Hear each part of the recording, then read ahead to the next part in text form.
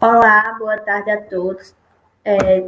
Damos início agora ao nosso JOED, nossa Jornada Online de Educação, do Departamento de Educação do SERES, da UFRN de Caicó. Hoje a gente traz o tema Alfabetização em tempos de pandemia e a configuração da sociedade pós-pandemia no servidor do Rio Grande do Norte. A gente tem como ministrante nessa mesa a professora Ângela Maria Chuvas, e logo após teremos um diálogo entre professora e alunos. Temos como convidados os alunos Eduardo Bruno e Juana Maria. Teríamos também como convidada a aluna Suzana Santos, mas por motivos pessoais ela não pôde estar presente com a gente e a gente vai fazer esse momento por ela. Passo agora a palavra para a professora Ângela, certo? Para ela dar início a nossa discussão. A professora Ângela, ela é professora do Departamento de Educação do SERES, da Universidade Federal do Rio Grande do Norte, e pesquisadora convidada do Instituto do Cérebro da UFRN. Coordena o projeto de pesquisa Leitura mais Neurociências e o curso de pós-graduação Lato Sensus, Alfabetização mais Neurociências. Possui mestrado e doutorado em Educação pela Universidade Federal do Rio Grande do Sul e pós-doutorado em Linguística, na área de concentração psicolinguística, pelo Programa de Pós-Graduação em Letras da Pontifícia Universidade Católica do Rio Grande do Sul. Em estágio interinstitucional pelo Instituto do Cérebro, da UFRN, e é pós-graduanda em Administração de Sistemas Educacionais. Só um momentinho. E pós-doutorado em Linguística, pelo Programa Pós-Graduação em Letras da Pontifícia Universidade Católica do Rio Grande do Sul, e estágio interinstitucional pelo Instituto do Cérebro, é pós-graduando em Administração de Sistemas Educacionais, atua em escolas da Secretaria Municipal de Educação de Porto Alegre e desenvolve atividades de ensino, pesquisa e extensão na interface de educação, neurociências cognitivas da leitura, psicolinguísticas e literatura. Participa dos grupos de pesquisa do CNPq, Ensino e Linguagem do Programa de Pós-Graduação em Educação da UFRN e Estudos Cognitivos da Linguagem do Programa de Pós-Graduação em Letras da Pontifícia Universidade Católica do Rio Grande do Sul. Boa tarde, professora. Boa tarde a todos. É com muita alegria que eu estou aqui para falar para todos sobre a alfabetização e a configuração da sociedade pós-pandemia no Seridó do Rio Grande do Norte. Vão estar comigo hoje Eduardo Bruno da Costa e Juana Nascimento. Suzana Marques, nossa querida aluna, não vai poder estar conosco porque ela está em outra cidade, acompanhando familiares que estão, infelizmente, acometidos do Covid. Suzana, eu espero que tu volte logo para nós e que toda a tua família esteja bem nesse momento. Bem, então vamos começar com o nosso diálogo sobre a alfabetização e a configuração da sociedade pós-pandemia no Seridó do Rio Grande do Norte. A alfabetização é um tema muito caro para mim, que eu venho me dedicando há longos anos, né? Há muitos anos da minha vida profissional, desde os tempos lá da Escola Municipal de Porto Alegre. Bom, o ano passado, o ano de 2019, ao final da 5ª Jornada Internacional de Alfabetização, alunos do curso de Pedagogia do campus da UFRN de Caicó, que participaram do evento, me solicitaram que eu organizasse com eles uma formação, um estudo que retomasse os aspectos trazidos no evento e que ainda não faziam parte da sua formação acadêmica. Em função disso, foi organizado, então, um projeto, um grupo de cerca de 30 alunos, inspirado na conferência de abertura proferida lá na quinta jornada, pelo eminente linguista francês Jean-Émile Gombert. E ele é um professor emérito em psicologia cognitiva da aprendizagem e presidente honorário da Universidade de Rennes. Por ocasião, então, de sua fala, o renomado conferencista trouxe os principais aspectos abordados pelo documento Conferência de Consenso, Ler, Compreender e Aprender, como apoiar o desenvolvimento das habilidades de leitura. Esse documento, elaborado recentemente lá na França, a pedido do Ministério da Educação, e presidido, então, pelo Jean-Émile Gombert, foi um documento organizado, envolvendo professores, pais e renomados cientistas de diversos locais do mundo. Eles se reuniram, discutiram a alfabetização, e, a partir disso, eles, então, organizaram esse documento. Esse documento, então, traz as mais recentes contribuições das pesquisas de ponta desenvolvidas no final do século XXI.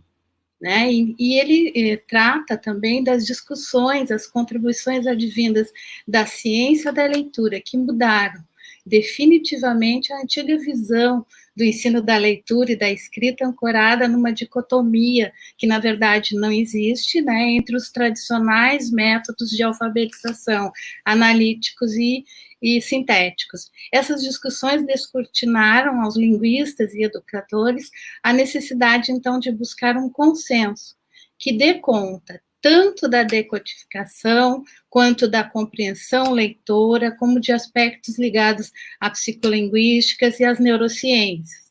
Então, foi necessário, então, incluir uma série em função desses avanços, uma série de novos conceitos advindos das pesquisas de ponta. Então, integrando a educação com os seus conhecimentos pedagógicos, linguísticos e didáticos, né, historicamente reconhecido nas práticas dos professores, que são validados e que são cotidianamente trabalhados por eles, as neurociências, a literatura, a psicologia cognitiva e a psicolinguística. Então, esse documento francês, que reunia todos esses conhecimentos, ele foi traduzido, ele foi apresentado e discutido com esse grupo de alunos. Com esse estudo, destacou-se, né, o entendimento de conceitos e ideias entre os alunos desse documento elaborado na França. E aí nós vimos que ele tinha um formato conciso, em oposição aos longos documentos orientadores, por exemplo, elaborados em nosso país para orientar o trabalho dos professores, para orientar as políticas públicas. O documento, então, adotava o que nós estudamos, uma postura teórica avançada, apresentada em linguagem direta, simples, clara, sem deixar de ser científica. Então, ele se constitui em referencial valioso que foi utilizado para a elaboração das 32 recomendações contidas no documento, elaborado por nós após as discussões e estudos com os alunos. Então, acerca dessa, que nós incluímos, então, as discussões acerca da temática da alfabetização na região do Seridó. Então, a ideia inicial era que nós iríamos compartilhar o documento com a comunidade geográfica de moradia dos estudantes.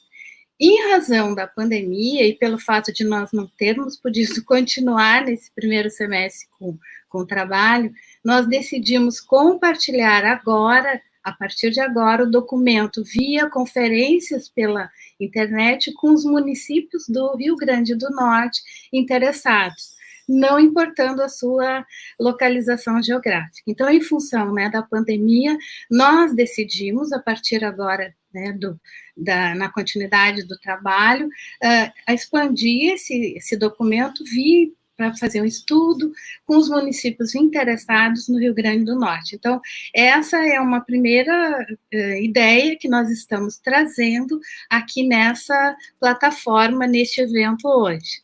E a partir de agora, então, nós vamos acolher a todos que quiserem fazer no projeto, né? Acolheremos no projeto que queiram fazer o estudo conosco. Bem, o documento, então, traz recomendações. O que são essas recomendações, né?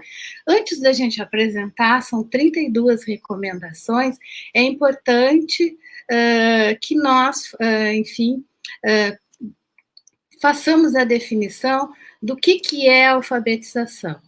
Bem, a alfabetização, para nós, e a partir do documento, né, elaborado, passou a ter essa definição: capacidade de compreender e usar informações escritas na vida cotidiana, em casa e na comunidade, para alcançar metas pessoais e expandir conhecimentos e capacidades. Ela envolve vida pessoal, social e profissional de toda a população, quer dizer, envolve o mundo da vida, né? Envolve o mundo da vida das pessoas, envolve o lado positivo do termo analfabetismo. E qual é o objetivo? O objetivo é formar uma sociedade leitora e produtora de textos, uma sociedade mais democrática. Eu tenho a impressão que os slides não estão acompanhando aí a minha fala, vocês deem uma olhada aí, porque eu estou no slide o que é alfabetização, e eu tenho a impressão que na tela está em projeto de extensão, está lá no início, tá? E eu estou em o que é alfabetização, tá? E vamos então, ela envolve então a vida pessoal, social e profissional de toda a população, e envolve o mundo da vida, o lado positivo do termo analfabetismo. Qual é o objetivo que nós temos? Formar uma sociedade leitora e produtora de textos, uma sociedade mais democrática. Então, vamos para a nossa primeira recomendação. Bem, a nossa primeira recomendação, ela vai tratar dos pais ou responsáveis, então. Então, com a finalidade de compensar as inúmeras desigualdades de nosso país, os pais ou os responsáveis das crianças, e em especial aquelas em situação de risco social, devem estar envolvidos e apoiados, né? Devem estar envolvidos e apoiados para fomentar a interação em torno da palavra escrita e lida nos ambientes da vida familiar das crianças. Por sua vez, os adultos que não tiveram a oportunidade de alfabetizar-se no tempo certo devem estar sistematicamente apoiados a fim de se alfabetizarem, em especial por meio das políticas públicas. A segunda recomendação também em relação à formação dos professores. Considerando o grande número de analfabetos no Brasil e os resultados insatisfatórios evidenciados por estatísticas oficiais na escolarização com a leitura, escrita e a compreensão leitora da população brasileira, é necessário que o conhecimento de como aprendemos a ler e a escrever, disponibilizado por pesquisas de ponta nas áreas de neurociências da leitura e psicologia cognitiva, bem como por estudos linguísticos sobre aspectos fonográficos, morfossintáticos e semânticos e pragmáticos, seja incorporada à formação inicial e continuada de professores. A referida incorporação deve ser realizada de forma a integrar-se à tradição teórica da alfabetização brasileira, validada, né? Tanto dessa tradição validada, como da prática construída pelos professores ao longo de sua trajetória. Então, sempre que nós incluímos algo novo, a uma coisa que já existe, não é o que já existe que tem que se adaptar ao novo. Não. É o novo que tem que entrar no que já existe e se harmonizar com o que já existe, porque existem muitas práticas na alfabetização brasileira que são interessantes. Ainda sobre os pais ou responsáveis, agora que nós, né, estamos num momento em que as famílias, enfim, são desafiadas a ajudar os seus filhos. O que a gente observa? Existem as desigualdades econômicas e tudo, né? Mas o que a gente vê é que não é habitual em muitos lares que as crianças assistam os pais e familiares lendo e escrevendo, né? Ou que os pais ou familiares dediquem tempo para folhear, ler e dialogar com elas, né? Sobre livros infantis. Então, é preciso apoiar os pais para que passem a desenvolver estas atividades simples e interativas com as crianças no ambiente familiar. Este caminho apresenta-se, então, como um valioso disparador da alfabetização. Para tal é necessário, né, como eu já falei, considerar que os pais ou familiares muitas vezes não se sentem capazes de desenvolver tal atividade, por suas próprias limitações, né? Ou por não terem tempo, ou mesmo por eles não terem vivenciado tais atividades durante a sua vida familiar. Assim sendo, é importante evitar propor aos pais coisas que eles não podem cumprir, tais como: você tem que ler um livro todas as noites para o seu filho.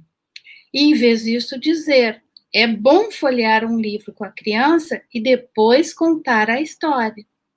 Este livro, com mais imagens do que texto, você pode, né, ter sugerido ou emprestado aos pais ou responsáveis, dizendo a eles da importância da interação que neste momento acontece entre o que apresenta o livro e a criança. Muitas vezes é aquela interação, é aquele ato que é o mais importante, né, para a futura aprendizagem da criança.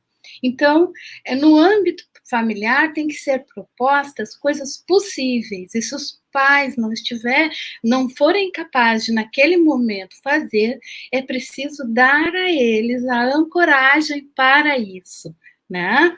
Então, é muito importante fazermos isso. Em relação também, né, ao grande número de analfabetos que nós temos, né, no Brasil, enfim, é importante que cursos sejam feitos no âmbito da sociedade, em diferentes locais, para que a gente consiga dar conta ainda do grande número de analfabetos, né, que nós temos. Então, isso é muito, muito, muito importante realmente. Bem, assuntos, né, que estarão aqui, enfim, colocados nesses 32 elementos que nós estamos, enfim, apresentando, são temas teóricos, como a invariância da visão humana versus a variância das letras, sono, a importância do sono para a aprendizagem, funções cognitivas superiores, memória e atenção, conhecimentos epilinguísticos e metalinguísticos, cognição e metacognição, estratégias de leitura com vistas à leitura rápida e inferência, literatura infanto-juvenil, teoria da mente. No entanto, elas não vão estar diretamente mencionadas, mas elas estão por trás de todas as coisas que nós todas as 32 recomendações que estão aqui. Bom, até que tenhamos, então, avançado, é preciso, né, que este conhecimento e outros que se apresentem como necessário seja trabalhado, integrado aos conhecimentos e práticas dos professores. Isso nos referindo, né, à formação de professores, tanto na educação continuada, né, da educação infantil e dos anos iniciais do ensino fundamental, assim como nos componentes curriculares e áreas de pesquisa da alfabetização, de cursos de pós-graduação lato sensu e estrito sensu da área de educação. Na educação infantil e nos anos iniciais do ensino fundamental, as diferentes áreas do conhecimento devem ser incorporadas na alfabetização por meio de projetos interdisciplinares levados a efeito, mediante o contrato didático estabelecido entre o professor e os alunos.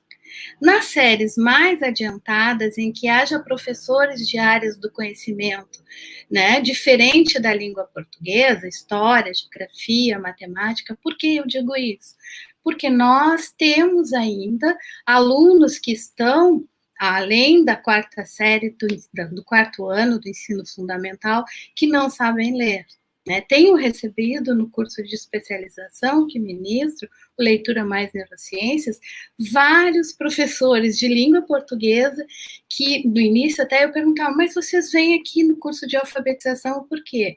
Ah, professora, porque nós temos alunos, né, que estão na quarta, quinta, sexta série e que não estão, como dizem esses professores, alfabetizados. Então, é necessário desenvolver nessas séries, não pode ficar só ao cargo do professor de língua portuguesa, é necessário haver colaborações entre esses docentes, né, e os docentes dos demais componentes curriculares, para que se possa dar conta desses alunos que ainda estão, que estão até neste momento matriculados, né, enfim, desenvolvendo, né, atividades no ensino da quarta série em diante que não se encontram com seu processo de alfabetização avançado. Bem, no trabalho, né, agora em relação aos aspectos fonográficos, que é um aspecto importantíssimo na alfabetização. As crianças, muito cedo, elas dominam a sílaba, né? Mas elas só conseguem dar o pulo do gato da alfabetização quando elas conseguem distinguir os aspectos fonográficos. É muito importante. Então, no trabalho com as palavras, é necessário ensinar aos alunos o princípio alfabético da nossa língua, desenvolvendo o trabalho de identificação dos componentes gráficos, fonológicos e mórficos em palavras. A nossa língua não é uma língua silábica, é uma língua alfabética. Para tal, é preciso trabalhar as letras, os fonemas, as sílabas e os morfemas presentes nas palavras desde a educação infantil, considerando que para alfabetizar-se em uma língua, além de primeiramente aprender a falar essa língua e aprender de forma explícita, né, a correspondência grafema e fonema, a criança deverá transpor a invariância da visão humana para objetos e rostos para a variância das letras. A identificação das letras em seu aspecto visoespacial, considerando o domínio das formas das letras, e logo a seguir o sistema de transposição da fala para sinais, que combinados podem ser lidos, é um caminho metodológico que no início da aprendizagem da leitura e da escrita demonstra fornecer excepcional suporte para alavancar a alfabetização. E os professores, então, precisam estudar, conhecer esses aspectos teóricos para que eles possam desenvolver, através, lógico, de atividades variadas, lúdicas e interdisciplinares com os alunos.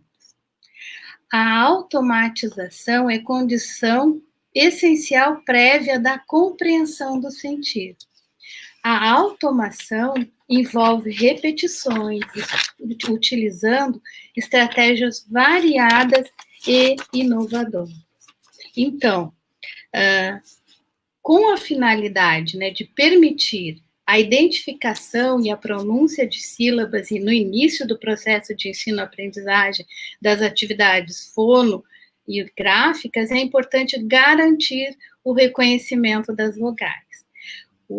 Existe um livro chamado Os Neurônios da Leitura, de Stanislas Dehaene. Lá, esse autor diz que as vogais são as mães das letras. Né? É bastante importante essa observação. Porque crianças adquirem a capacidade de quebrar palavras em sílabas muito cedo. Isso pode ser feito tão cedo quanto seja possível. No entanto, enquanto o aluno não compreender a existência das unidades fonológicas menores do que a sílaba, ele não conseguirá apropriar-se do sistema alfabético. E sem esta apropriação, é impossível aprender a ler. Portanto, é necessário trabalhar na decomposição da sílaba para que gradualmente o alfabetizando consiga isolar os fonemas dentro da palavra que estão dentro de textos, né? Em nenhum momento eu estou colocando texto longe, né, da palavra e longe do aspecto silábico, do aspecto fonológico ou do aspecto mórfico, né? Para alguns alunos, a identificação do fonema é particularmente difícil. É uma unidade abstrata e não um som simples, de modo que o fonema, né, precisa então ser trabalhado. Enfim. Outra coisa que é importante a gente frisar é que a automatização da leitura no reconhecimento rápido das palavras não se opõe à compreensão. Ao contrário, não é oposta. Ela é condição necessária à compreensão. Se não tiver, né, rapidez, não vai haver compreensão. Então, uma coisa depende da outra, né, na alfabetização. Uma vez, né, que consoantes, né, isoladas não se pronunciam quase que em português, a aquisição da leitura requer o domínio das vogais, então, como nós estávamos, né, colocando aqui, que as vogais são as mães das letras, inclusive segundo, né, o Stanislas Dehaene. Enfim, então é necessário aprender a pronunciar as vogais desde o início da alfabetização, e até considerando, né, que, por exemplo, palavras que começam pela letra E se fala I, escada, né, se escreve escada, né, então todas essas, enfim, dificuldades precisam, com a continuidade da alfabetização, precisam ser trabalhadas com a criança para que ela possa efetuar, né, a leitura. É lógico que nós iniciamos, né, com as palavras canônicas, com aquelas palavras que se escreve como se lê, mas é impossível manter a criança longe de palavras que não sejam canônicas.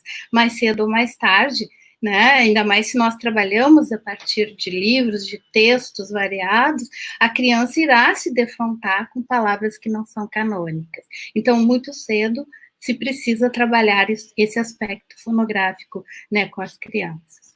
O estudo de aspectos fonográficos deve começar no início da escolarização e deve se intensificar no primeiro ano do ensino fundamental. No período inicial da alfabetização, a fim de permitir que os alunos possam ler e escrever palavras de forma independente, é necessário que um número suficiente de correspondências fonográficas, em torno de 1 dúzia ou 15, tenha sido apresentado às crianças em atividades lúdicas e interessantes, de tal forma que sejam memorizadas, constituindo-se, então, em referencial da base de desenvolvimento da leitura.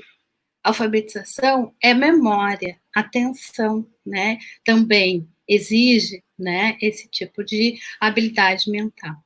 A análise fonológica, o estudo dos jogos, grafema, fonema, devem continuar enquanto o aluno tiver dificuldade em palavras escritas ao longo dos anos iniciais do ensino fundamental ou sempre que o estudante não tiver automatizado.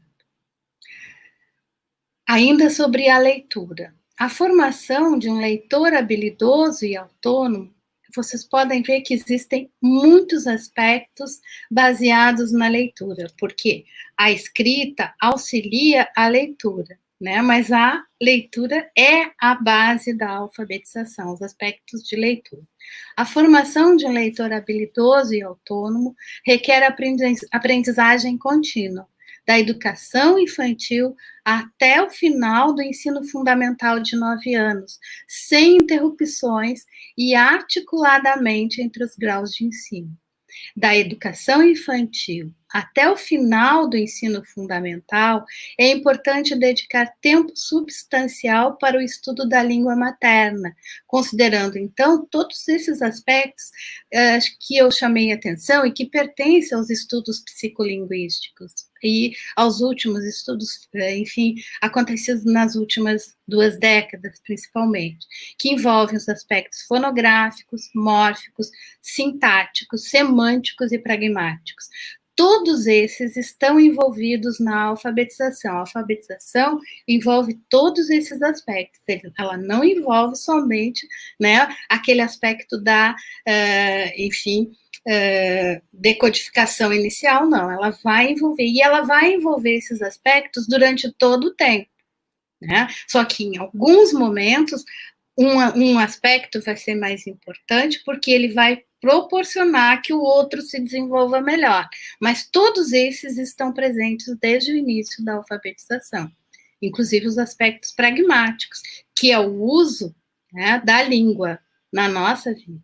E todos eles em uma dimensão integrada e em espiral da aquisição da leitura e da escrita, tendo em vista, né, os tipos e gêneros textuais, a intertextualidade e a compreensão leitora. Porque onde nós queremos chegar é lá na compreensão leitora, né? E não na compreensão leitora enfim, literal, que é o que está escrito no texto. Não, nós temos que formar uma sociedade leitora, uma sociedade que leia e interprete, né, o que às vezes não está escrito no texto e que é o mais importante e que o leitor, né, vai inferir. Então, a compreensão leitora literal, que muitas vezes é a que é trabalhada nas perguntas que as crianças copiam a resposta direta do texto, que é a interpretação literal do texto, né? Que é a mais trabalhada. Mas a que nós buscamos é a leitura inferencial, é do que não está escrito, mas que a partir daquele texto o bom leitor infere, né? Para que nós possamos ter pessoas que também possam estabelecer a crítica ao que lê, né? Estamos neste momento numa sociedade onde muitos não fazem a crítica, né, necessária do que leem. E uma sociedade que não tem essa capacidade não é uma sociedade que possa se tornar verdadeiramente, né, ou então desenvolver uma democracia plena, né? Então, talvez seja por isso que no Brasil nós temos tanta dificuldade, né, de desenvolver uma sociedade democrática plena, uma sociedade democrática, né, totalmente democrática, que sempre vai ser, né, uma coisa que a gente busca, né, a democracia plena. Nós vamos buscá-la, né, nunca vamos alcançá-la, mas é lógico que precisamos, né, enfim, desenvolver na escola, principalmente, todos os elementos que possam ajudar. Nesse ponto, né, destaca-se o ancoramento interdisciplinar, né, porque a leitura é uma atividade essencialmente interdisciplinar que vai estar presente em todos os conhecimentos que forem trabalhados na escola, né? Então, se destaca o ancoramento interdisciplinar entre o conhecimento científico e o mundo da vida dos estudantes e suas comunidades, né? E aí, então, nós encontramos, né, a essência, né, de Paulo Freire. Na educação infantil, a leitura deve ser iniciada em suas várias dimensões: conhecimento, né, da utilidade da escrita, do prazer de ler e de relacionar, e da abertura pela leitura de relacionar-se e compreender a partir dela a si mesmo e o mundo. Então, a leitura, ela tanto proporciona, né, esse conhecimento de si mesmo e do mundo. No trabalho linguístico deste período, letras iniciais, mediais e finais de palavras conhecidas, presentes nos materiais de leitura, especialmente nos livros de histórias infantis, poesias e trava-línguas, devem ser, né, enfim, amplamente utilizados na sala de aula da educação infantil. As atividades, né, de leitura aliadas à literatura devem ser um espaço privilegiado para compartilhar e construir conhecimentos. Isso da educação infantil, né, até o final da escolarização. Enfim, por toda a vida, né? O vocabulário e a compreensão devem ser desenvolvidos a partir da educação infantil, em especial por meio da contação de histórias e do desenvolvimento de diálogos e círculos de conversa sobre a história contada. Nós sempre iniciamos o trabalho, né, de alfabetização, que a gente possa dizer, estamos alfabetizando uma criança na educação infantil? Estamos. Estamos quando nós contamos uma história para ela. Nós estamos iniciando, né, preparando ela para a leitura do livro. Porque quando a gente conta com uma linguagem mais próxima da criança, que é a linguagem oral. Né? E depois, quando nós dialogamos sobre a história, nós estamos trabalhando a compreensão, mesmo sem a criança ler, mesmo sem nós termos lido para ela, mas nós estamos trabalhando com a compreensão. Então, ela está presente desde o início. Então, como etapa que precede a leitura de histórias infantis, quer dizer, antes de eu pegar o livro de história infantil e ler para a criança, apresenta-se, então, a contação e o manuseio dos livros de histórias pelas crianças. Isso é essencial também que seja feito em casa pelas famílias, né? Diálogos sobre as histórias contadas devem ser amplamente estabelecidos, sendo as crianças incentivadas também a contar as histórias ouvidas. Contamos e lemos histórias para as crianças para torná-las contadores e leitores de histórias. Por melhor que a gente leia, por melhor que a gente conte, elas também têm que aprender a contar e ter este prazer de contar para depois lerem também as histórias. E tudo isso é um trabalho que é feito, né, na sala de aula da educação infantil até o final, né, da escolarização. A etapa seguinte, né, a contação, ao manuseio, né, de histórias, então é a leitura dessas histórias, até que elas, né, suportem ler um livro inteiro, né, as crianças da educação infantil. De início, pequenos trechos podem ser lidos por elas, né, e para elas, entremeados com a contação e a exibição das figuras do livro. A partir do primeiro ano, o professor deve ler regularmente em voz alta na sala de aula. Na continuidade, os alunos devem ser preparados para ler em voz alta. Eles devem ser ensinados a compreender os textos lidos em voz alta pelo adulto. Então, desde o início, né, da escolarização. Além de trabalhar ainda na leitura, né, além de trabalhar na dimensão linguística, o professor deve priorizar no trabalho com material escrito o ancoramento no mundo cultural, né, do texto do aluno. Então, muitas vezes, o mundo cultural daquele texto está longe do cotidiano dos alunos. Não significa que eu não vá trabalhar um texto que não esteja dentro do mundo cultural, mas é preciso fazer este ancoramento, para que eles, então, entendam outras vivências, outras culturas, outros lugares, né? E a partir da leitura eles vivenciem variadas situações. Então, neste caso, a leitura vai funcionar como um simulador de voo de habilidades que o aluno vai desenvolver. Podem ser habilidades cognitivas, podem ser habilidades sociais. Desde o momento que eu apresento um novo horizonte, uma nova realidade para este aluno. Então, a leitura é vivência, é aprendizagem. Na análise das diferentes tipologias e gêneros textuais, deve ser adotada uma forma colaborativa de trabalho entre professor e aluno e entre os alunos.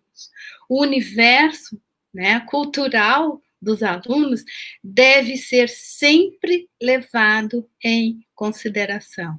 E aí temos mais, né, uma referência ao Paulo Freire. Na sala de aula, a leitura deve ser articulada com a escrita, a escuta e a linguagem falada. É necessário que o ensino configure e desenvolva nos alunos as habilidades de planejamento, controle e regulação envolvidas no ato de leitura, envolvendo neste ato as estratégias de leitura, a cognição, a metacognição, os conhecimentos epilinguísticos e metalinguísticos. É necessário ensinar explicitamente os mecanismos relativos às estratégias de leitura, relacionando-os à escrita de uma forma variada e interessante.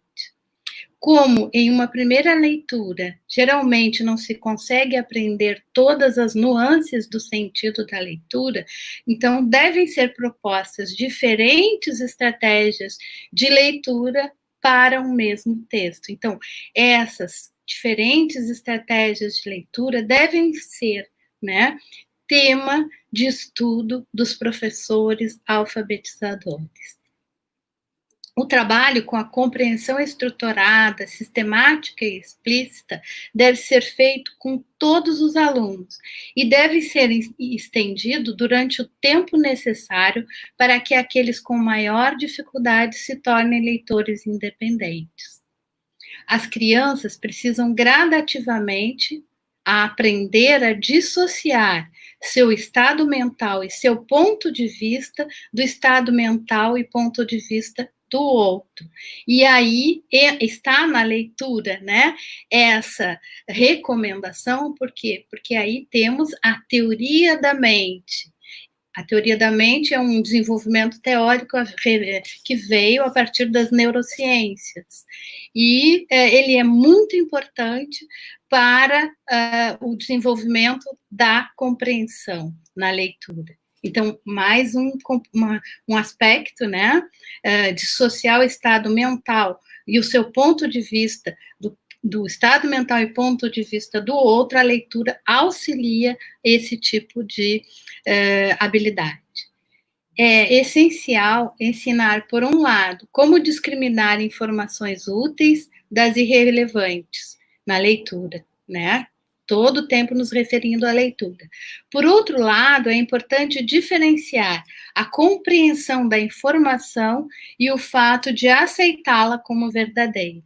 Então, temos que ensinar os alunos a fazer as leituras, né? Selecionando o que naquela leitura é relevante, vendo o que é importante e vendo também se aquela informação que é trazida é verdadeira também.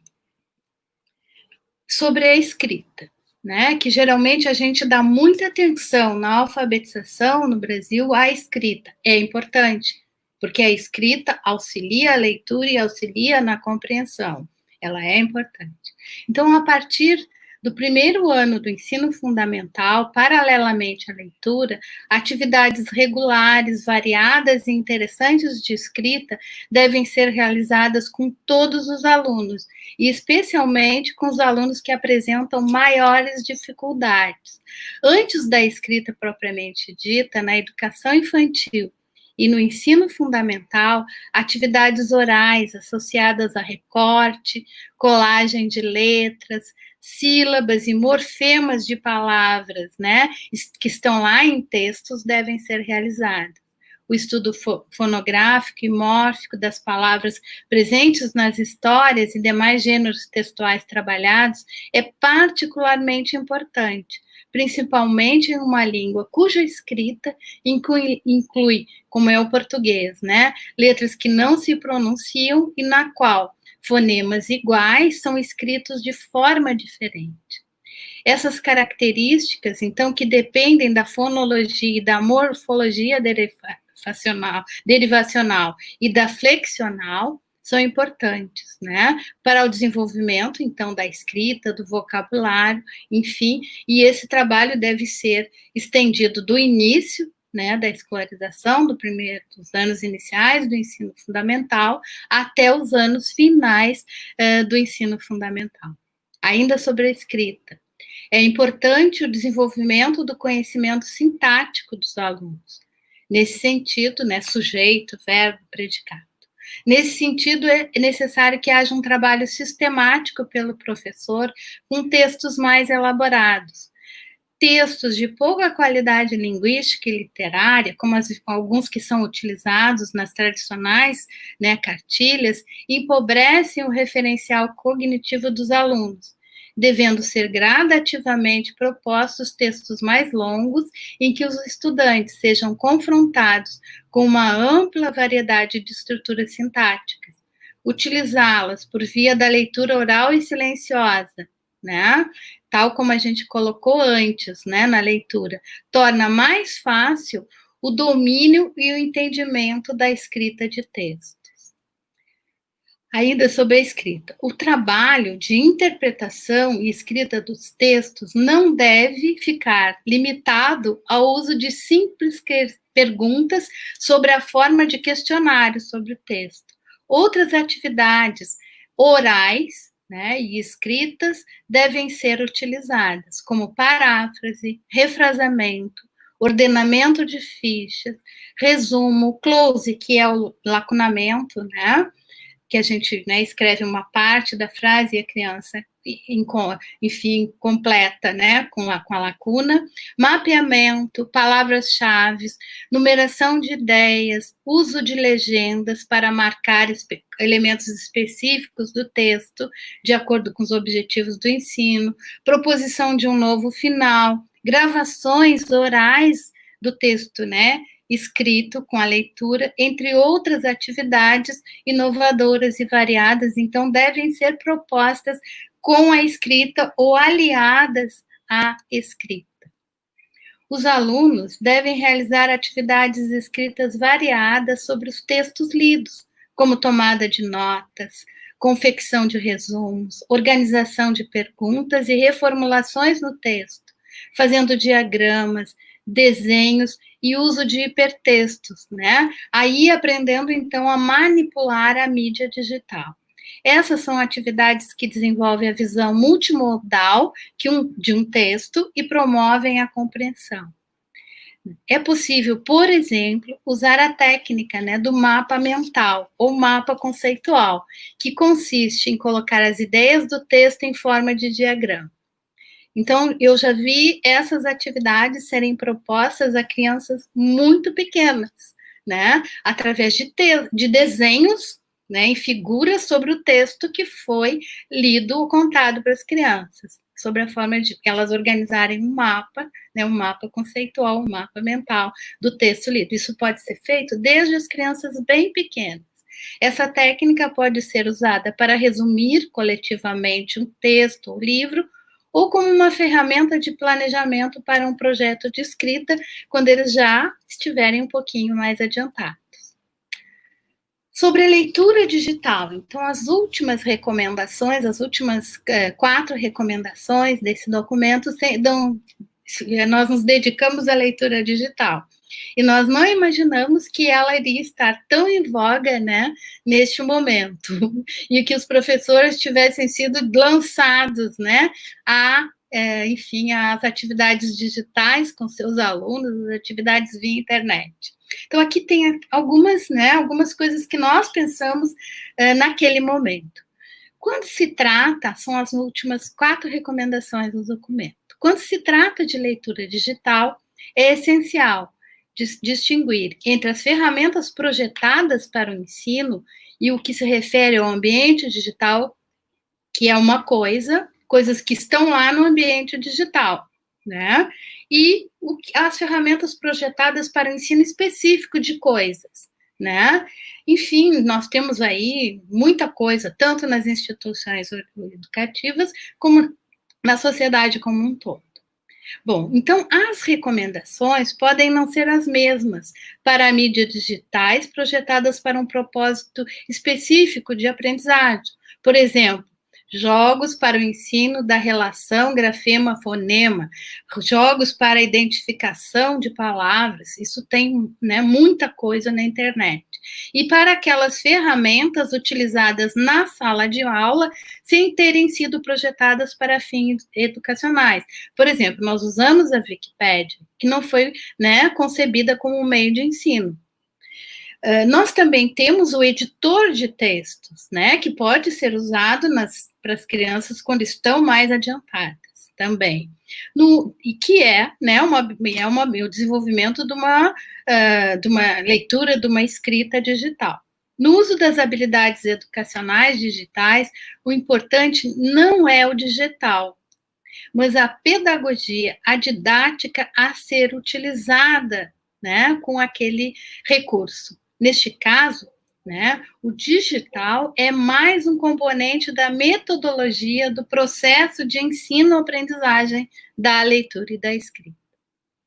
Então, uma outra coisa, é prioritário verificar, vamos usar um software, tem muitos aí, né, de auxílio à aprendizagem, enfim, na internet tem vários.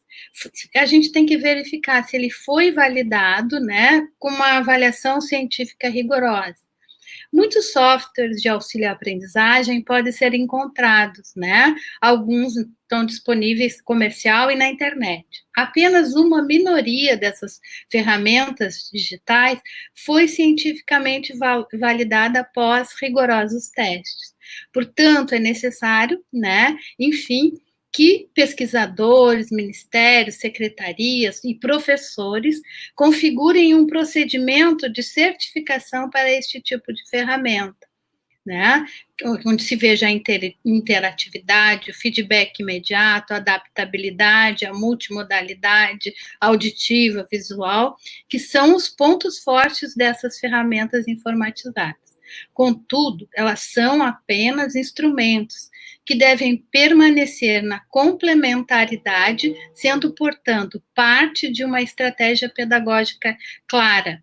A vantagem de algumas dessas ferramentas é fornecer treinamento mais intensivo para alunos em dificuldade, mas o risco seria atribuir o uso desse software somente para esses que têm dificuldade, e eles iam se sentir penalizados, enquanto, por exemplo, os outros alunos fazem atividades mais interativas, mais atraentes, né? A introdução de novas ferramentas de ensino, incluindo as digitais na sala de aula, exige que os professores recebam uma formação específica para o seu uso. É necessário questionar a utilidade, a usabilidade, a aceitabilidade de todo dispositivo digital novo a ser introduzido na sala de aula. Em outras palavras, quais são os objetivos? O dispositivo é fácil de utilizar? É compatível com a forma como a sala de aula funciona? Ou como as crianças aprendem? Né? O ideal é que esse questionamento seja combinado com uma equipe, incluindo todos os parceiros envolvidos. Outra recomendação: para aprender a usar materiais multimídia, é essencial garantir não apenas o domínio da leitura no sentido clássico, decodificação e entendimento, mas o desenvolvimento de habilidades mais complexas que caracterizam a leitura em ambiente digital. A leitura, né, de um livro físico é uma, a leitura em ambiente digital é outra. Ambas têm pontos positivos e pontos negativos, e isso precisa ser do conhecimento, né, do professor. A decodificação, além de ser essencial para a compreensão de um texto, impulsiona o vocabulário e a compreensão oral. Nesse particular, os documentos multimídia exigem mais habilidade do que os documentos em papel simples. Então, fazer um teste de leitura num papel simples é um resultado. Fazer o mesmo teste, né, no ambiente multimídia é outro resultado. Não é o mesmo. São habilidades diferentes que são exigidas para um e para outro. São diferentes. Então, deve-se considerar que além do fato de folhear o texto eletrônico, leva à sobrecarga cognitiva, né? Então, esse é um dos pontos negativos do texto digital, quando ele é muito grande. Alguns dos processos necessários para o uso hábil destes documentos não são acessíveis aos alunos, né? A maioria dos alunos até a adolescência. Lá na adolescência é que eles vão ser capazes disso.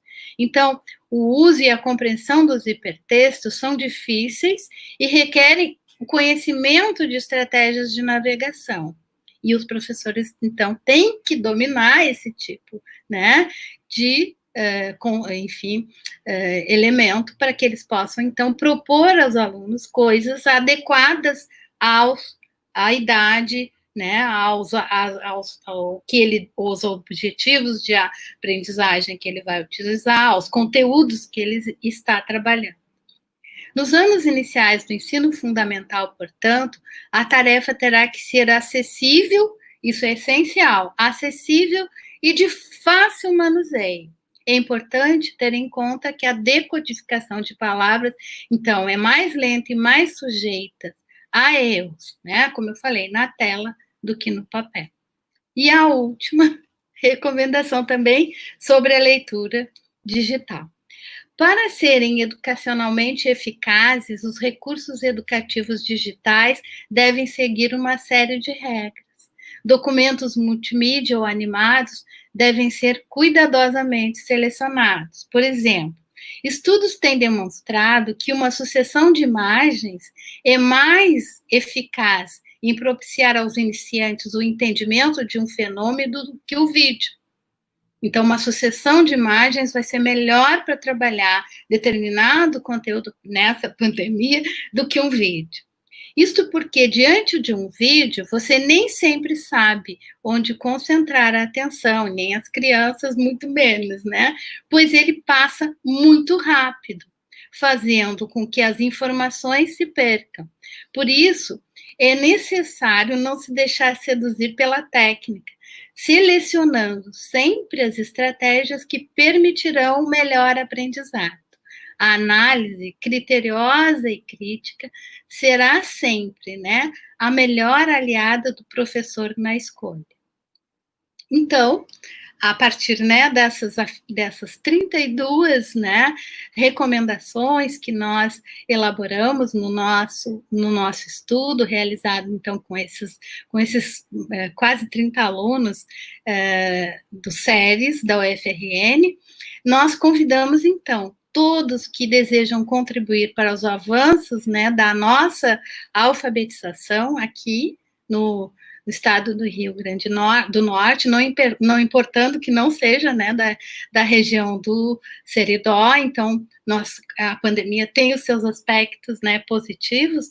Nós convidamos a se inscrever para participar das conferências de consenso da alfabetização, onde nós vamos discutir, estudar esses aspectos que nós vamos realizar pela internet com os municípios do Rio Grande do Norte que nos procurarem, que se habilitarem a fazer esse trabalho. Nela, então, nós discutiremos com os professores, pais, né, ou responsáveis pelas crianças, as ideias aqui apresentada. Eu agradeço muito a oportunidade do Joete, ao nosso professor dirigente do nosso departamento, Roni, que organizou este evento. E, então, agradeço. Olá, professora.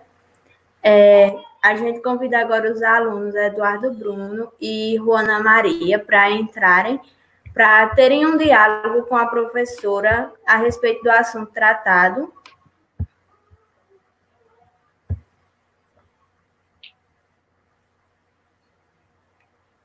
Bom, boa tarde a todos.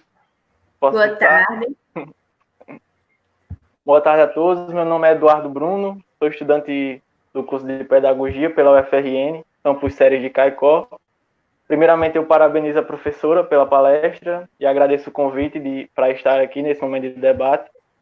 Bom, professora, eu irei abordar e questionar sobre a continuidade do nosso projeto de extensão. Como a professora já falou, o documento produzido, ele considera que para formar uma sociedade leitora e produtora de textos, é necessário criar um consenso com a finalidade de implantar, de fato, ações contra o analfabetismo. Então, nesse contexto, eu trago alguns dados presentes, que irei apresentar ainda esse mês, se assim for possível, e eu considero esses dados importantes e preocupantes ao mesmo tempo. Bom, o primeiro dado é da pesquisa internacional PISA, que eu acho que todo mundo deve conhecer, que é o Programa Internacional de Avaliação de Estudantes, que avalia estudantes de 15 anos de idade, e nos dados apresentados em 2018, mostra que 50% dos estudantes brasileiros avaliados não conseguem compreender um texto com complexidades moderadas, sendo dependentes de outras pessoas para que possam adquirir os conhecimentos e informações presentes no texto.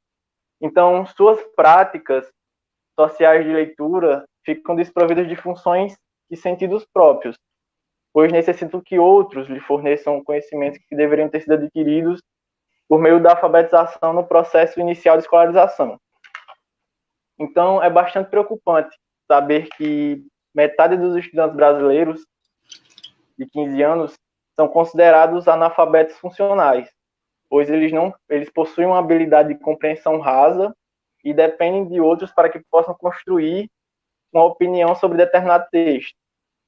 Isso faz com que esses estudantes eles possam ser facilmente manipulados por informações falsas, o que chamamos hoje de fake news, e passar essas informações adiante sem ter feito uma análise crítica. Isso é bastante preocupante. Então, outro dado que eu trago, também importante e preocupante, é de uma pesquisa brasileira, Retratos da Leitura no Brasil. E está para sair uma nova edição esse ano ainda, mas os dados que eu trago é de 2015 e de 2011. Bom, na quarta edição de 2015 mostrou que apenas 56% da população brasileira realiza leituras. Trata-se de uma porcentagem maior em relação aos 50% obtidos em 2011, mas ainda resulta em um baixo índice de leitores no Brasil. Essa pesquisa também indica um crescimento entre os dados de 2011 e 2015 dos livros lidos, que passou de 4,0 para 4,96. Dentro desses dados, tem os livros lidos inteiros, que é 2,1, que passou para 2,43, e os livros lidos em partes, que passou de 2,0 para 2,53. Então, ou seja, além de termos uma porcentagem baixa de leitores, temos também um número muito baixo de livros lidos por ano por pessoa. Então, considerando esses dois dados apresentados, fica uma indagação. Será que a porcentagem de estudantes com nível baixo de compreensão influencia na porcentagem de leitores no Brasil? Será que só quem possui uma habilidade de compreender textos mais aprofundada é que desenvolve o gosto pela leitura e se torna um leitor? Eis uma indagação muito importante. Mas, bom, meu questionamento para a senhora é o seguinte: tendo em vista o que apresentamos, sabemos que o documento ele propõe promover a construção de um consenso sobre práticas alfabetizadoras e combatam o analfabetismo na região do Seridó e do Rio Grande do Norte em si. Então, pela bagagem de conhecimentos e experiências que a senhora possui, gostaria que relatasse se é de fato possível haver um consenso nas práticas de alfabetização, pelo menos na região do Seridó ou do Rio Grande do Norte, e, além disso, quais serão as possíveis dificuldades durante esse processo de discussão e estudo do documento, com os profissionais da escola e os pais dos alunos? Pergunta complexa de responder. É lógico, né, Eduardo? Obrigada pela pergunta. Ela me deu, né, uma excelente deixa para falar do trabalho que a gente pretende fazer. Tu queres acrescentar alguma coisa mais, Eduardo? Não, Gostaria que eu ouvisse a senhora agora. Tá bom. Obrigada pela pergunta. Eduardo trouxe os dados do trabalho de conclusão de curso dele, que ele vai apresentar até o final do mês. Ele está concluindo o seu trabalho de conclusão do curso, e ele justamente fez um trabalho sobre o estudo da compreensão leitora através da contação de histórias, utilizando metáforas. Um belo trabalho do Eduardo. Bem, Eduardo, claro que eu acredito que é possível, né? Temos que acreditar ser possível nós buscarmos um consenso, de forma que acredito que nós possamos fazer isso. É lógico que nós temos muitas barreiras até que isso aconteça, né? Nós temos, enfim, que considerar, para fazer este trabalho, nós temos que considerar tudo aquilo que foram as recomendações do documento, né? Ancorar esses novos conhecimentos aos conhecimentos dos professores e aos estudos que já existem no Brasil, ao desenvolvimento teórico que nós já temos sobre a alfabetização. A gente sempre constrói, né, e reconstrói uma metodologia, reconstrói um trabalho a partir do que tem e do que já existe. E a gente nunca derruba, né? A gente incorpora a partir daquilo que aconteceu.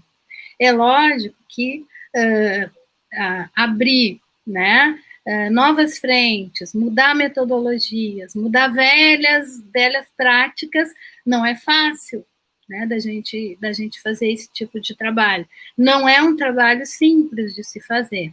Agora, é um trabalho necessário. É um trabalho que nós precisamos urgentemente fazer na alfabetização brasileira.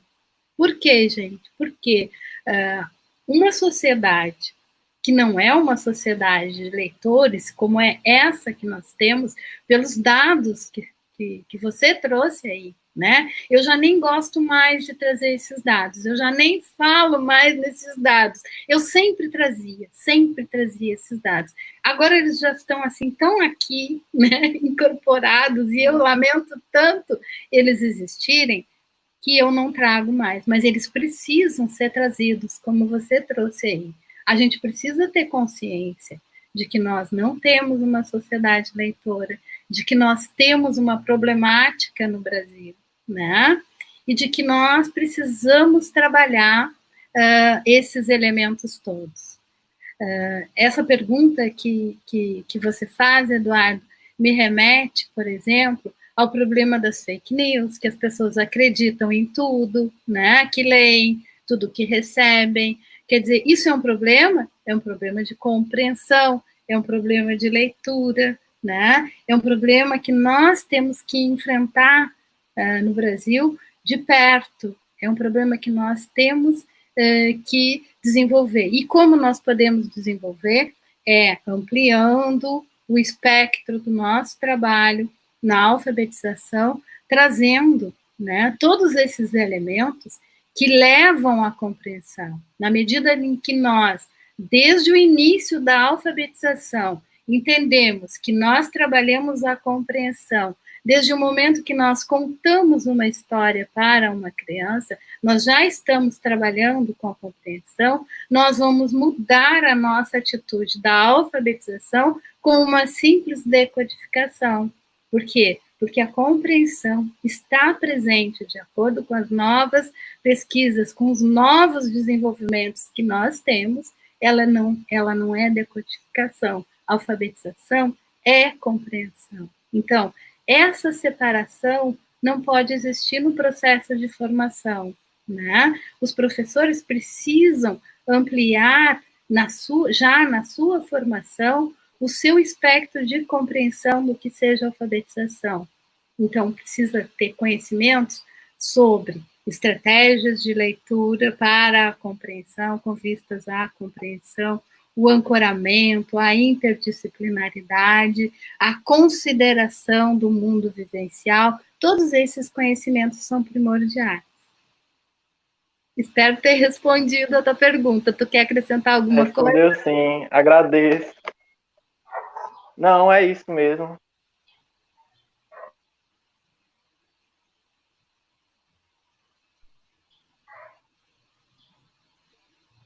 Alguma outra pergunta? A Ruana, tem pergunta?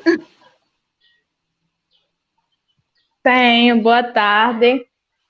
Meu nome é Ruana, sou graduanda do 5º período de Pedagogia, faço parte do projeto de iniciação científica e tecnologia da UFRN com a professora Ângela, em especial o projeto de leitura mais neurociência, né? Durante os momentos que elaboramos esse documento, com as recomendações necessárias para o avanço da alfabetização, refleti com meus colegas do quanto é difícil implantar novas ideias e novas formas de ensinar na alfabetização em nosso país, né? Isto se torna também evidente no caso das ferramentas digitais, que nem a senhora comentou sobre a leitura digital, né? A introdução dessas novas ferramentas de ensino, incluindo as digitais, exige que o professor tenha uma formação específica para o seu uso.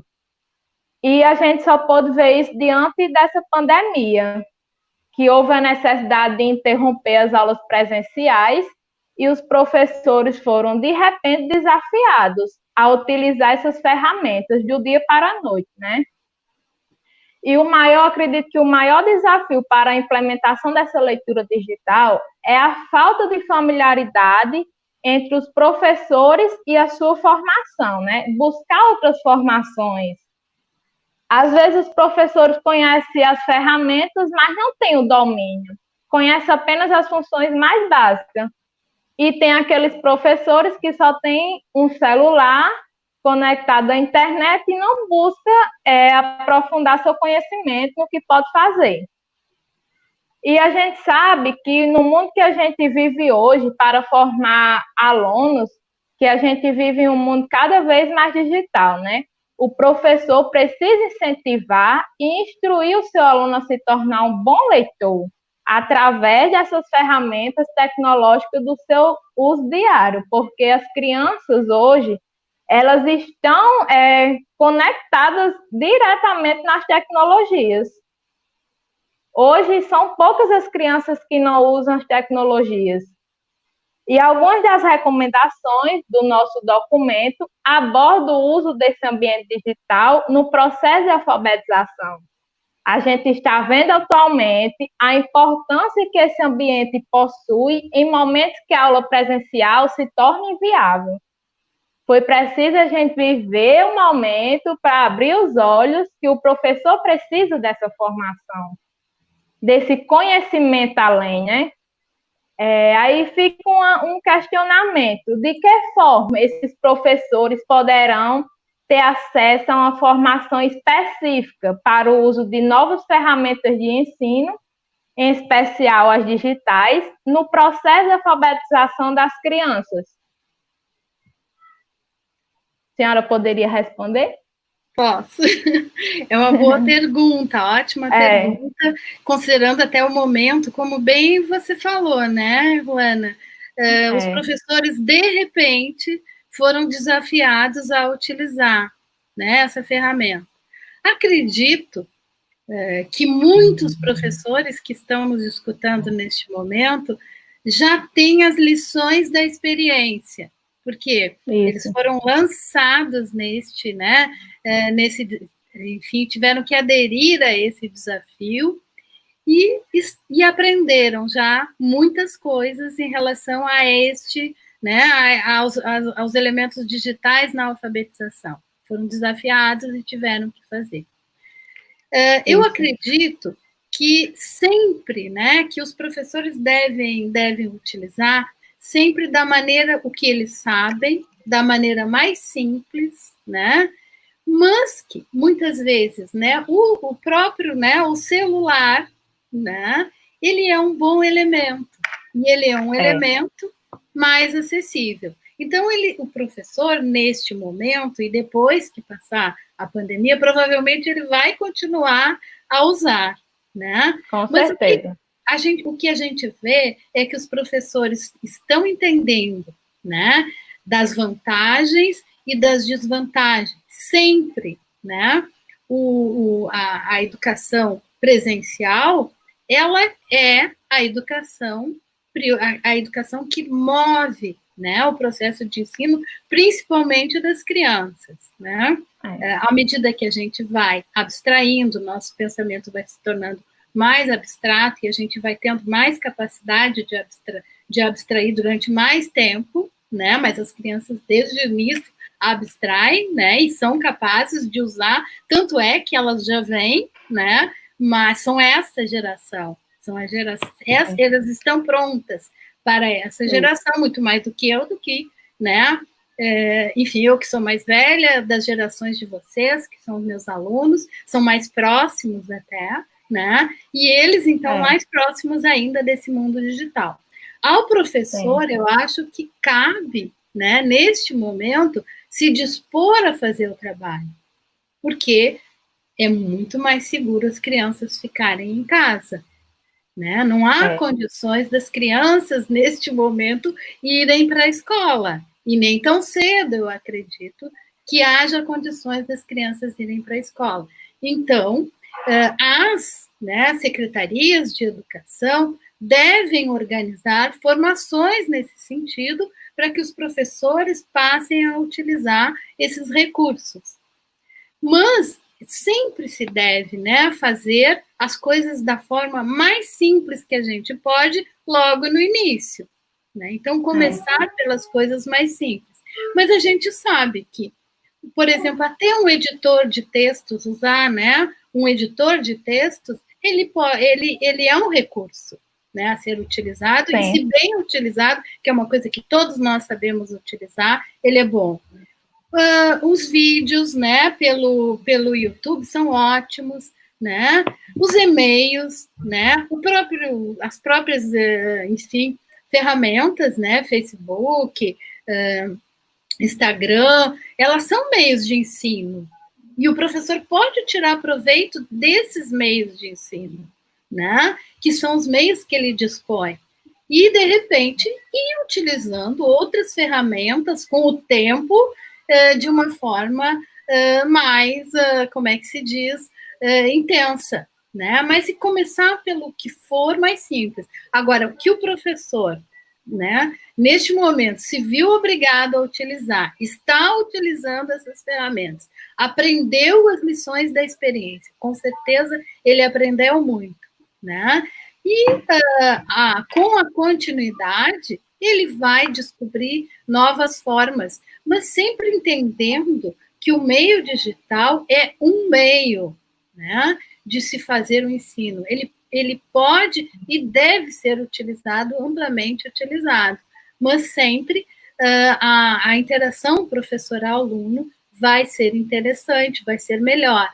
Então, nós temos, claro, as ferramentas síncronas e as assíncronas, né? As assíncronas, elas não são ao vivo, mas temos as ferramentas assíncronas, essas são ótimas, né? Mas também as ferramentas síncronas, que é ao vivo, como agora, né? Nós estamos numa ferramenta síncrona agora, que está passando pelo YouTube, quer dizer, estamos ao vivo, com as pessoas nos assistindo, sincronamente, mas mesmo essas ferramentas, por exemplo, se essa palestra for muito longa, né, mais de 1h30, nós vivemos isso, eu vivi há pouco tempo isso com meus alunos, né, minhas aulas síncronas estavam muito longas, né, e nós tivemos que dialogar sobre isso, porque aulas síncronas de mais de 2 horas não é possível para adultos, quanto mais para crianças, né, então, fica cansativo, né? Fica cansativo. Então, fazer... E a criança não consegue ficar parada lá escutando um professor, né? Exatamente. Querer fazer muitas horas. Utilizando uma ferramenta síncrona por 4 horas é pedagogicamente, né, impossível. Se é impossível para adultos, imagina para crianças. Então, essas coisas todas precisam ser utilizadas com muito bom senso, né? Então, utilizar, por exemplo, uma ferramenta síncrona, que estão aí até, né, de maneira grátis pela internet, elas podem ser utilizadas. Existem ferramentas síncronas que podem ser utilizadas, né, de maneira grátis, basta ter, né, a internet. Então, uma vez que todos têm internet, está se usando ferramentas síncronas, temos que aprender a utilizar e a ver até que ponto essas ferramentas são pedagogicamente adequadas, né? E é lógico, gente, nós estamos numa pandemia, nós não podemos, né, achar que vai ser o mesmo tipo, né, de aprendizagem que as crianças vão ter. Não é a mesma coisa do tipo. Então, nós temos que ver também os limites, né? Planejar as coisas de forma que seja possível fazer, e não querer fazer de maneira totalmente EAD, uma coisa que a gente sabe, né? Que exige, né, a presença física, a aula física, principalmente com crianças. Então, temos que ter bom senso, né? É como se nós estivéssemos em guerra, um planeta inteiro, né, em guerra. Então, nós temos que considerar isso, temos que ter bom senso pedagógico e não fazermos coisas, né, que não são didaticamente adequadas, que não são pedagogicamente corretas, e usarmos do bom senso. Bom senso, nem é bom senso didático nem pedagógico, é bom senso humano, né, que nós temos que ter numa situação como essa, mas que nós aprendemos, que essa pandemia nos trouxe lições, que essa pandemia está nos mostrando que tem coisas positivas, sim, no ensino, né, digital, que nós temos que tirar e aprender as boas coisas desta experiência, né, e aí, enfim, o mundo já não é mais o mesmo, né? Neste momento, o mundo não é mais o mesmo. E o mundo, né, quando passar a pandemia, não vai voltar a ser o mesmo que nós tínhamos. E essas lições das coisas ruins e boas que nós estamos aprendendo, nós vamos levar para o futuro. Então, essa geração que está acompanhando, de professores, de crianças, que planetariamente está vivendo essa situação, está aprendendo, né, uma grande lição, né, neste momento, todos nós. Então, ninguém tem uma resposta definitiva. Se alguém disser que tem uma resposta definitiva sobre isso, ninguém tem ainda, porque as coisas estão andando, né? Mas nós não podemos ficar parados, nós não podemos deixar nossas crianças sem um mínimo, né, de atenção. Então, vamos dar a atenção possível, vamos ter coisas interativas, vamos aproveitar o lado positivo e não pedir para a família fazer coisas impossíveis, né, que não cabe a elas, né, mas pedir que os pais façam coisas possíveis com as crianças em casa, né, para que tudo passe de uma forma mais leve e todos saem. Nós não vamos aprender os mesmos conteúdos, mas nós vamos aprender interações diferentes. E nós temos a oportunidade, então, neste momento, de nos tornarmos pessoas melhores. E é essa oportunidade que nós vamos aprender. Talvez os conteúdos em si não sejam, né, o mais importante neste momento. Neste momento, o importante é a interação. É o que de humano nós podemos, né, desenvolver com as famílias, com os nossos alunos. E é isso que nós devemos buscar, né? E não a excelência, o conteúdo, essa coisa toda, que neste momento não é, né, o mais importante, talvez com as crianças, né?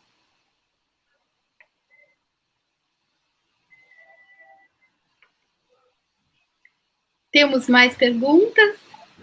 Certo, agora a gente tem a pergunta daqueles que nos assistiram durante toda a palestra, certo?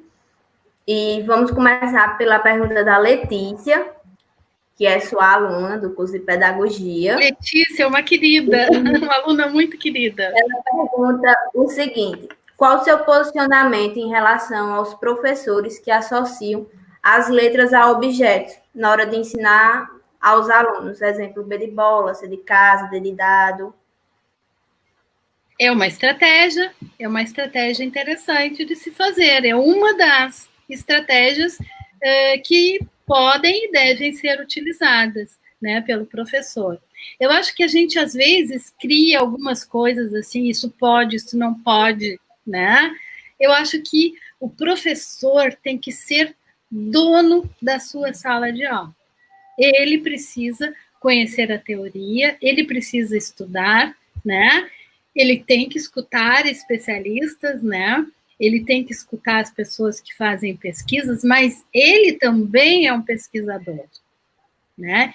E ele, então, vai fazer isso na sua prática. E na sua prática, a sala de aula é uma pesquisa, aquilo ali, é um mundo de pesquisa. E o professor, na sua sala de aula, vai fazer essa atividade e vai ver se ela ensina. E se ele vê que ensina, se ele achou um caminho por ali, ele deve usar.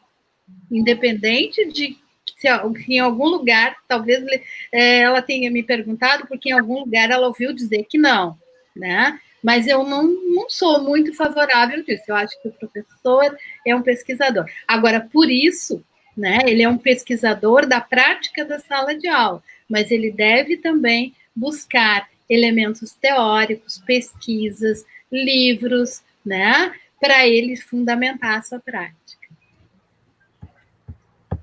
E aqui temos outra da Bárbara. Ela diz o seguinte: segundo a sua fala, conseguir ler o que está escrito não quer dizer que o aluno compreendeu realmente o que leu. Então, como saber que meu aluno já domina a compreensão leitora? É trabalhando, conversando com ele, né? E não só, às vezes, corrigindo, né? Porque, às vezes, e também, assim, o professor dominando, né, as estratégias de leitura, dominando o que é compreensão, porque se o aluno, né, consegue ler o que está lá, mas não consegue responder a uma pergunta sobre aquilo que ele leu, a não ser o que está escrito exatamente lá, ele não consegue inferir, que é ler o que está nas entrelinhas, que não está escrito lá, mas que o autor quis dizer. A grande maioria dos bons textos, né, a gente infere muito, nos leva à inferência. Então, o professor tem que escolher bons textos para trabalhar, que levem a variadas inferências, e aí é lógico que o professor vai saber quando o aluno inferiu ou não, ou ele simplesmente está repetindo que nem um papagaio aquilo que está lá dentro do texto, né? Então, é trabalhando com bons textos e né, desenvolvendo estratégias, trabalhos variados, diferenciados, metodológicos, e não só fazendo questionários sobre o texto lido, né?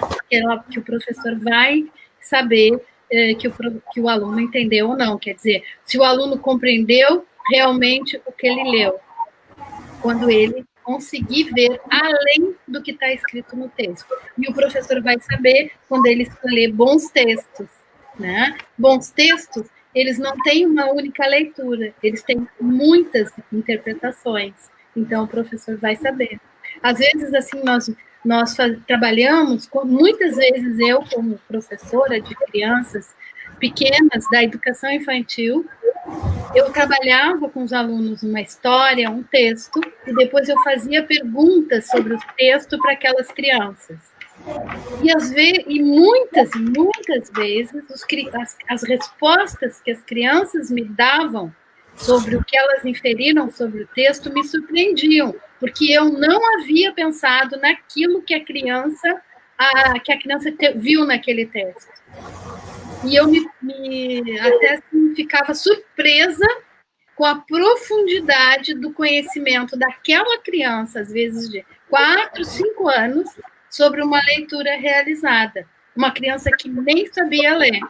Então, a gente vê que a criança, né, compreendeu fazendo perguntas, muitas vezes na educação infantil, e vendo as respostas da criança, né?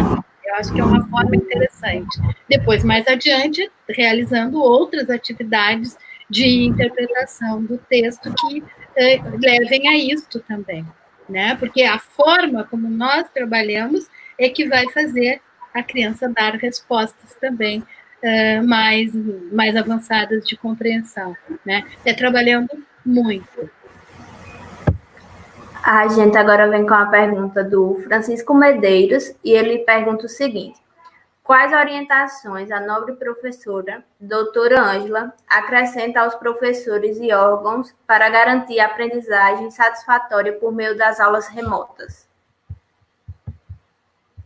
É considerar, né, considerar quem são os alunos, em primeiro lugar, conhecer os alunos com os quais vamos trabalhar, né, saber das suas dificuldades, conhecer as suas famílias e propor a essas crianças atividades adequadas à sua vida, né, aos seus conhecimentos em primeiro lugar. E, a partir disso, dialogar muito, acompanhar muito, reformular muito neste momento, porque é um momento que nos pegou, né, Francisco, meu aluno do curso de especialização de Currais Novos, é um momento que nos pegou de surpresa, ninguém estava preparado para isso. Então, encontrou os professores, as secretarias, os órgãos, né, enfim, que não estavam aí esperando que isso acontecesse, né? Então, todos nós estamos aprendendo, temos que ter, né, muito bom senso, a fim de que nós façamos um bom trabalho, né? E talvez também, neste momento, considerando não só os, como eu falei, quando a Ana me perguntou, não tão preocupados com conteúdos, mas preocupados com a interação, com as outras aprendizagens que nós podemos ter com as lições da experiência que essa pandemia está nos dando, né? Esse banho esse susto, esse banho de água fria que levamos, que a gente parece que tem que acordar para algumas coisas, né? E essa pandemia nos faz acordar para muitos aspectos, né? Da importância da leitura. A leitura é fundamental neste momento para os alunos, todo o trabalho que a gente for fazer via EAD vai ser em cima de alguma coisa escrita. Vai ser em cima de alguma coisa escrita digital? Vai ser, né? Por exemplo, neste momento, eu estou trabalhando com uma turma na UFRN com o componente literatura na formação do leitor. Então, são livros infantis que nós temos que trabalhar. Então, estamos trabalhando com livros, os alunos podem não ter livros infantis em sua casa. Então, estamos trabalhando com livros infantis digitais. Então, tratamos de salvá-los, né, num lugar lá, num específico, salvamos 100 livros digitais, por exemplo. Esses livros digitais estão sendo, né, utilizados pelos professores, pelos alunos no componente curricular, né, em cima da leitura. Tudo nesta pandemia é baseado em quê? Na leitura. A leitura é fundamental, né? Todo material até na educação à distância é muito importante o material escrito, né? Seja ele digital ou seja ele impresso, mas ele é importante. Então, saber selecionar, né, textos, sugerir para as famílias que trabalhem, que leiam de certa forma, utilizar bastante, né, esse recurso aqui, porque esse recurso todo mundo tem, né? Então, disponibilizar os materiais para a família dessa forma e não exigir deles coisas que eles não possam fazer, né? E contribuir para que haja interação, harmonia, né? Desenvolvimento cognitivo dentro dos limites, mas também o desenvolvimento das interações, que são essas muito importantes. Agora a gente vai para uma pergunta mais direcionada à parte do EJA, e ela vem de Messias, né? Ele pergunta o seguinte: qual conselho a senhora pode nos dar na utilização da neurociência na praxis educativa dentro do universo dos processos de alfabetização, tanto na educação infantil quanto no EJA. Bem, são muitas as contribuições atuais das neurociências, né? Começando, agora recordo do professor Siddhartha Ribeiro, que trabalha a importância do sono para qualquer aprendizagem, para o desenvolvimento cognitivo, né? Eu lembro agora que eu fui fazer, uns 2 anos atrás, um trabalho em Portugal, e eu dialogando com as professoras, elas me disseram que as crianças lá em Portugal não podiam dormir na creche, não podiam dormir na escola de educação infantil. Quando, na verdade, por exemplo, a gente sabe que a sesta é importante, que 20 minutos de sono, quando a criança acorda, depois ela memoriza melhor a aprendizagem. Então, o sono, ele é importante para a consolidação da memória, ele é importante para para a aprendizagem, para fazer a limpeza, né, do cérebro, né, enfim, para que a pessoa tenha mais tranquilidade, que quando nós acordamos, nós estamos mais tranquilos, porque enquanto nós dormimos, é feito, como diriam em palavras bem simples, né, é feito uma limpeza do nosso cérebro. Então, por isso que a gente acorda pronto para a aprendizagem. Né? Essa é uma das contribuições dos estudos, que são estudos feitos, né? Enfim, com diferentes, né, formas de pesquisa, né, sobre como, enfim, o cérebro se organiza, e que comprovam isso. Nós temos comprovações, né, através de experiências.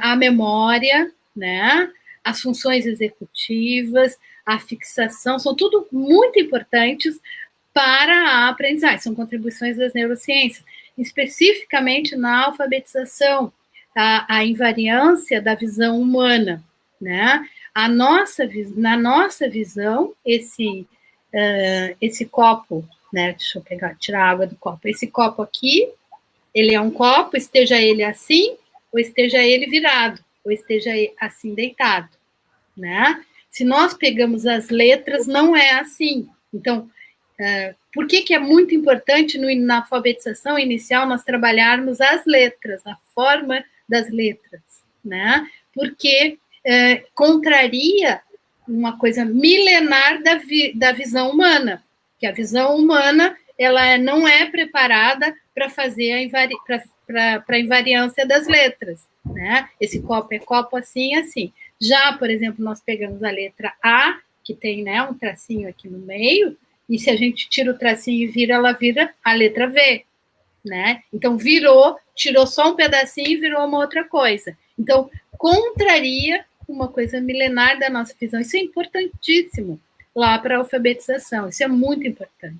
Então, são descobertas muito recentes que foram feitas, né, a partir de ressonância magnética. Essa, por exemplo, a invariância da visão humana, ela foi descoberta aqui no Brasil por um cientista francês, trabalhando com cientistas brasileiros, foi descoberta com analfabetos, né, com pessoas da educação de jovens e adultos, a educação de jovens e adultos que contribuiu para que a gente fizesse essa descoberta, né? Porque eles fizeram uma pesquisa sobre reconhecimento de letras e objetos antes de iniciar o processo de alfabetização com os adultos. E eles verificaram que nós temos um lugar, né, atrás da orelha esquerda, que quando eles mostravam o objeto que eles reconheciam os adultos, ficava ativado. Quando eles mostravam as letras, não ativava nada. Não ativava aquele lugar, não ativava nenhuma área do cérebro, porque aqueles adultos eram totalmente analfabetos e não conheciam letras. Então, não ativava. Eles fizeram com EG isso. E quando mostravam objetos, ativava aqui, atrás da orelha esquerda. Eles alfabetizaram os adultos.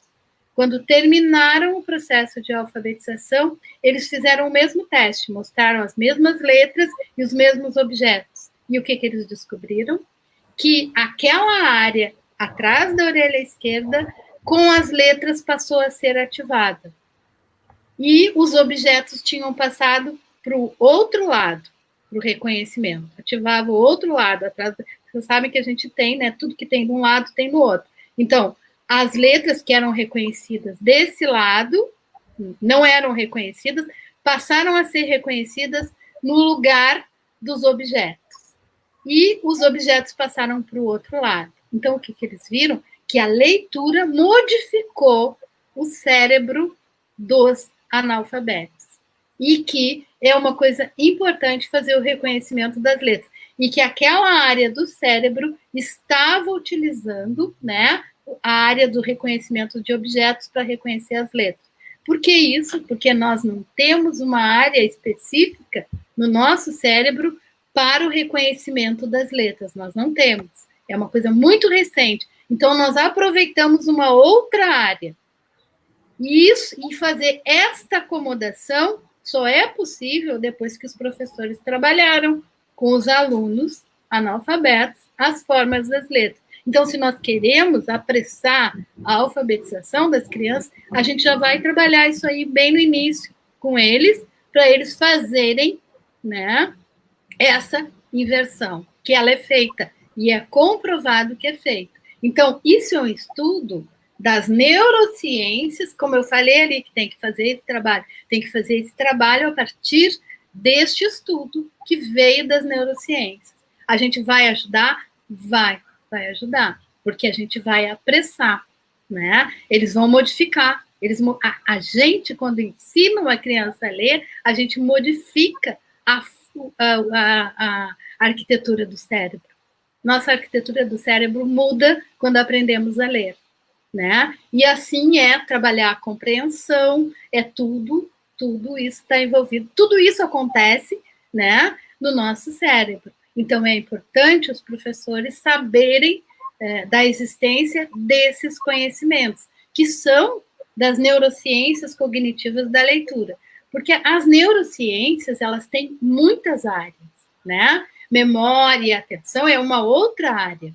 São inúmeras. As neurociências são inúmeras. Então, eu trabalho especificamente, por exemplo, mais especificamente, na alfabetização inicial, a neurociência da leitura, que envolve, né, todos esses conhecimentos, incluído esse, né, da invariância da visão humana, que muda, né?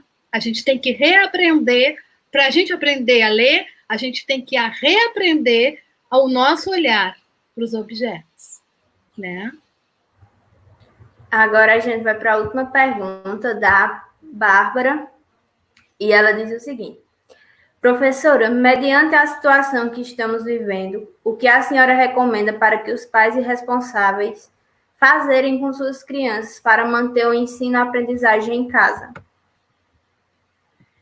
Eu acho ter, né, muita calma, né, dialogar com os professores, que seria para os pais, né, responsáveis, dialogar muito com os professores, se as coisas não estiverem funcionando, né, estabelecer esse diálogo, conversar e ajudar, né, o professor, ajudar a escola, ajudar as coisas a ter muito diálogo, né, muita interação. Bem, uma coisa que os pais podem fazer é contar histórias para as crianças, né? E isso qualquer pai, isso faz parte, isso é a nossa tarefa, né?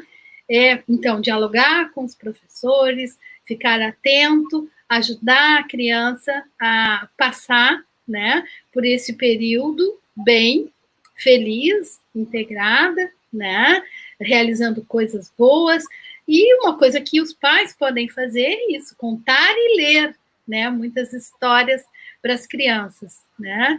E, claro, organizar um canto para que ela possa ficar, um horário, para que ela possa ter condições, né, de fazer as coisas que a escola lhe proponha, né? Mas isso, conversar com os professores e acompanhar o filho. E amá-los, né? Porque eu acho que o que os pais têm que fazer é amar os filhos e orientá-los, né? Ficar atento, sempre estarmos atentos às suas necessidades, né? Darmos, né, os necessários limites quando necessário também. Eu agradeço imensamente, em nome do Joed, pela participação de vocês, pelos conhecimentos que todos adquirimos nessa tarde sobre a alfabetização num momento tão delicado como esse, certo? E que possamos estar juntos logo após tudo isso acabar e tudo voltar ao normal. Muito obrigada, se cuidem, boa tarde, tchau, tchau. Exatamente, se cuidem, né? Cada um tem que saber como deve se cuidar melhor e se cuidar.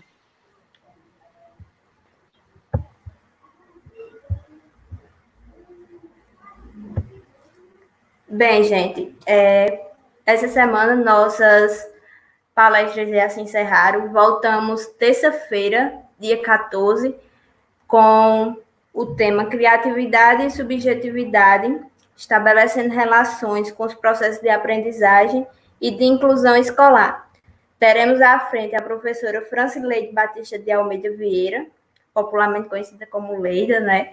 E teremos também o professor Aldeci Fernandes da Cunha. Esperamos todos às 3h e até lá. Fiquem bem, se cuidem e boa tarde. Tchau, tchau.